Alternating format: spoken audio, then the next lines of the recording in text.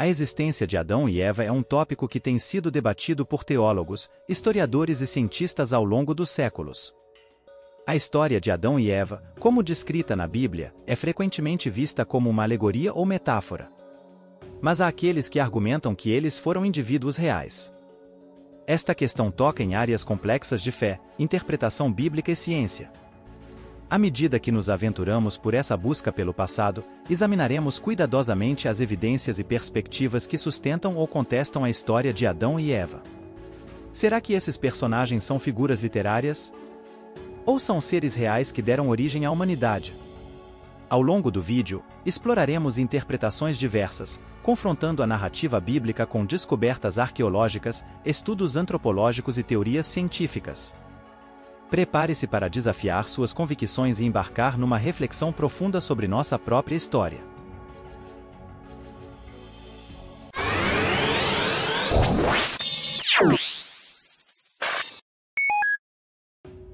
O relato da criação no livro bíblico de Gênesis afirma que Deus fez Adão e Eva não como seres míticos, mas como ancestrais históricos literais de todas as pessoas vivas. Eles foram os dois primeiros seres humanos criados, e todos os humanos são descendentes deste primeiro casal. De um ponto de vista puramente genético, é cientificamente viável que todos os seres humanos descendam de uma única mãe e de um único pai? Muitos insistem que isso é absurdo. Ainda assim, a evidência genética de que Adão e Eva realmente existiram pode estar dentro de cada um de nós, em nosso DNA.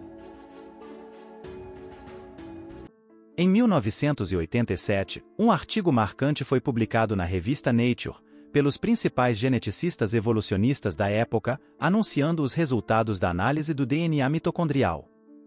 Apenas relembrando, as mitocôndrias são pequenas estruturas encontradas dentro das células do nosso corpo. Elas são como usinas de força das células, pois produzem energia para que as células possam funcionar corretamente. Sua mitocôndria tem seu próprio DNA, que é diferente do DNA armazenado no núcleo da célula. Curiosamente, você obtém suas mitocôndrias do óvulo de sua mãe. Então o DNA mitocondrial vem de sua linhagem materna. Você tem o mesmo DNA mitocondrial de sua mãe, avó, bisavó e assim por diante. Ao contrário do DNA do núcleo da célula, que tem em torno de 3,2 bilhões de nucleotídeos, o DNA mitocondrial é consideravelmente menor, tendo aproximadamente 16 mil nucleotídeos. Nesse artigo da revista Nature, geneticistas da Universidade da Califórnia relataram a descoberta de que todos os seres humanos descendem de uma única mulher, que teria vivido na África entre 100 mil e 200 mil anos atrás. Esse estudo verificou que há uma diversidade extremamente baixa no DNA mitocondrial da população moderna. Esses resultados exigiram uma grande reescrita da visão evolutiva da origem humana, a fim de acomodar os novos dados. A revisão deu origem a uma teoria amplamente aceita, denominada, a partir da África, do inglês, out of Africa. Os defensores dessa teoria não puderam deixar de notar sua estranha semelhança com a Eva bíblica. Em reconhecimento a isso, eles chamaram essa ancestral genética de Eva mitocondrial. De acordo com a perspectiva evolutiva, a Eva mitocondrial era uma mulher que evoluiu na África, a partir de uma população de homens primitivos. Em 2007, no artigo Diversidade mitocondrial nas populações humanas modernas, foi estimada uma diferença média de até 30 nucleotídeos entre a Eva mitocondrial e as mulheres da população moderna. Não muito depois dos primeiros estudos de DNA mitocondrial, os geneticistas evolucionistas encontraram resultados semelhantes ao analisar sequências no cromossomo Y masculino. Em 1997, uma equipe de pesquisadores da Universidade de Stanford reportou, em artigo publicado na revista Sociedade Americana de Genética Humana, que todos os homens herdaram seu cromossomo Y de um único ancestral masculino. Foi demonstrado, por meio do sequenciamento de milhares de cromossomos Y, de diversos grupos de pessoas que vivem ao redor do mundo, que há também uma falta de diversidade no cromossomo Y. Conforme esses estudos, todos os homens compartilham o mesmo cromossomo Y, acrescido de um pequeno número de mutações. O que é consistente com a existência de um único ancestral masculino da raça humana. Outra vez, os geneticistas evolucionistas não puderam deixar de dar ao nosso ancestral genético masculino um nome bíblico: Adão do cromossomo Y. Assim como fizeram com a Eva mitocondrial, os evolucionistas interpretaram o Adão do cromossomo Y como um homem primitivo que evoluiu na África há cerca de 100.000 a 200.000 anos. A comunidade evolutiva agora reconhece que realmente existiu um Adão do cromossomo Y e uma Eva mitocondrial. Porém, existem duas divergências fundamentais entre o Adão e a Eva da Bíblia e a interpretação evolutiva do Adão do cromossomo Y e da Eva mitocondrial. O mais interessante é que essas divergências entre a visão evolucionista e o relato bíblico não estão nos dados genéticos, mas nas inferências sobre a época em que eles existiram e sobre o tamanho da população original. O relato de Gênesis indica que Adão e Eva viveram recentemente, há apenas 6.000 anos. E que eles eram as únicas duas pessoas vivas na época de sua criação. O modelo evolutivo afirma que eles viveram há cerca de 100.000 a 200.000 anos, e pertenciam a uma população de hominídeos de aproximadamente 10.000 indivíduos. Para estimar a época em que Adão e Eva viveram, é utilizado um método, denominado relógio molecular. A técnica baseia-se na suposição de que mutações se acumulam em certas regiões do genoma a uma taxa constante ao longo do tempo. A fim de realizar qualquer estimativa utilizando esta técnica, o relógio molecular deve ser calibrado. Essa calibragem é problemática, porque deve ser utilizada uma taxa de mutação previamente calculada. Quanto maior for essa taxa de mutação, menor será o tempo necessário para que as mutações se estabeleçam. Para calibrar o relógio molecular, os cientistas evolucionistas calculam a taxa de mutação, utilizando a premissa de que os humanos evoluíram a partir de um ancestral comum com o chimpanzé há cerca de 6 milhões de anos atrás. Essa taxa é denominada taxa de mutação filogenética. Utilizando essa taxa, os geneticistas evolucionistas estimaram que Adão e Eva genéticos viveram há cerca de 100.000 a 200.000 anos atrás. Essa forma de calibrar o relógio molecular é problemática e foi questionada pela comunidade de estudos em genética.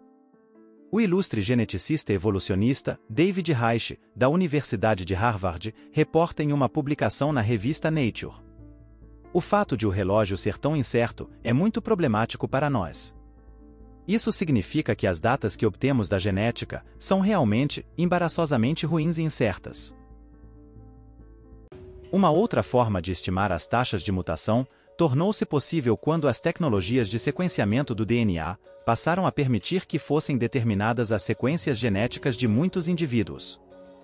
Nesta altura, foi possível contar as diferenças que ocorrem entre pais e filhos, determinando diretamente o número de variantes que ocorrem numa geração. Utilizando essas técnicas de sequenciamento genético, são calculadas as chamadas taxas de mutação genealógicas.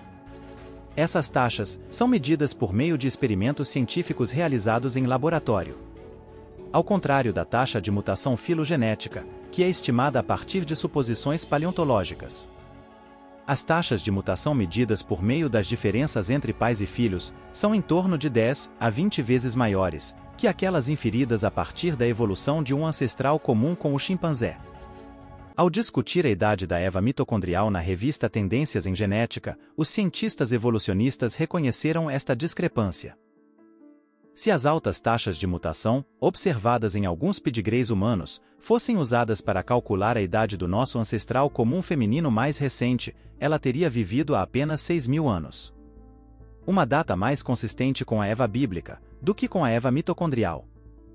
Quando o relógio molecular é calibrado usando a taxa de mutação genealógica, estima-se que tanto a Eva mitocondrial quanto o Adão do cromossomo Y teriam vivido há apenas 6.000 anos. Período consistente com o relato bíblico. Embora os dados genéticos revelem um único ancestral feminino e um único ancestral masculino, os evolucionistas insistem que eles teriam vivido em uma população maior. Eles argumentam que, se a humanidade começasse com apenas 2 pessoas, não poderia ocorrer a quantidade total de diversidade humana que vemos hoje. Por esta razão, uma população de 10.000 habitantes tornou-se um princípio central do modelo evolucionista atual. No entanto, eles reconhecem que não há nenhuma evidência direta que apoie essa afirmação. Porque todas as outras linhagens mitocondriais e do cromossomo Y supostamente morreram, removendo todos os vestígios de sua existência.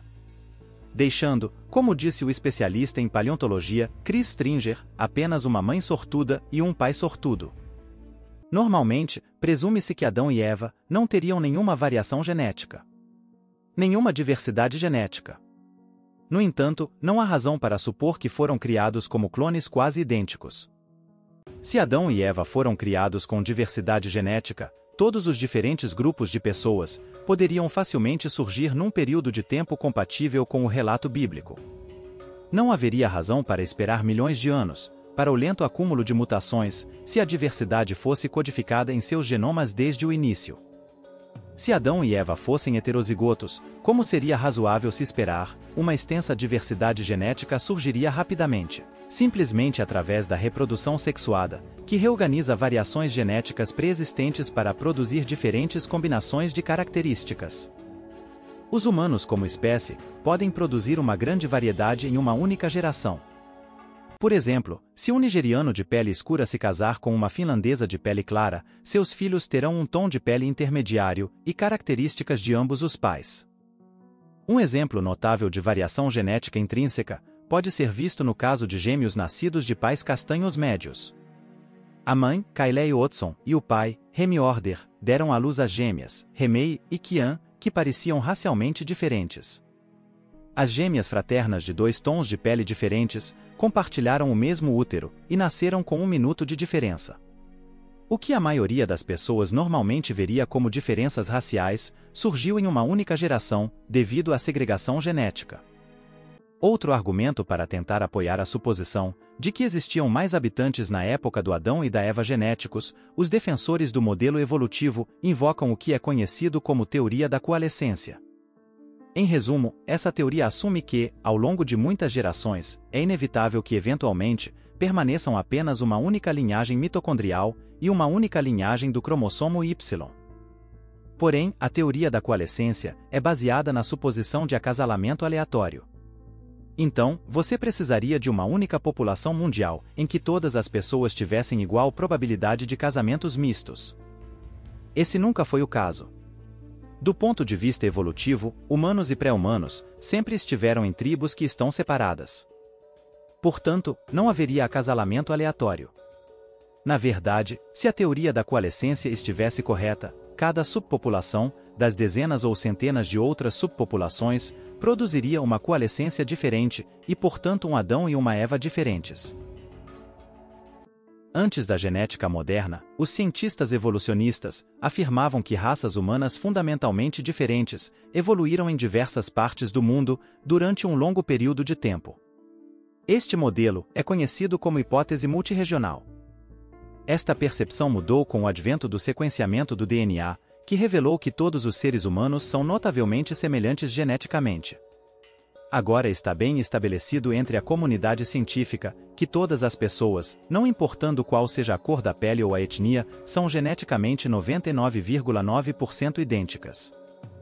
As chamadas características raciais, nas quais tendemos a nos concentrar, são essencialmente apenas superficiais, refletindo diferenças triviais em nosso material genético. Características físicas como o formato dos olhos ou cor da pele equivalem a uma diferença minúscula de 0,012% em nosso DNA.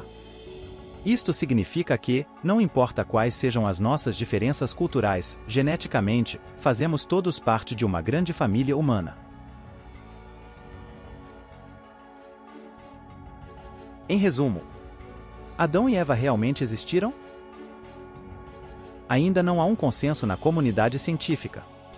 Mas, o que estamos vendo ao longo do tempo é que o modelo evolutivo está se tornando cada vez mais parecido com o modelo bíblico.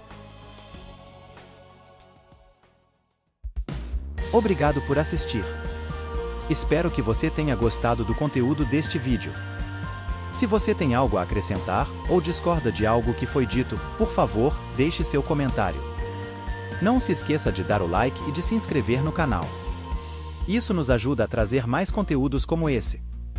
Clique no sininho das notificações para ser avisado quando postarmos novos vídeos. Obrigado! E até a próxima!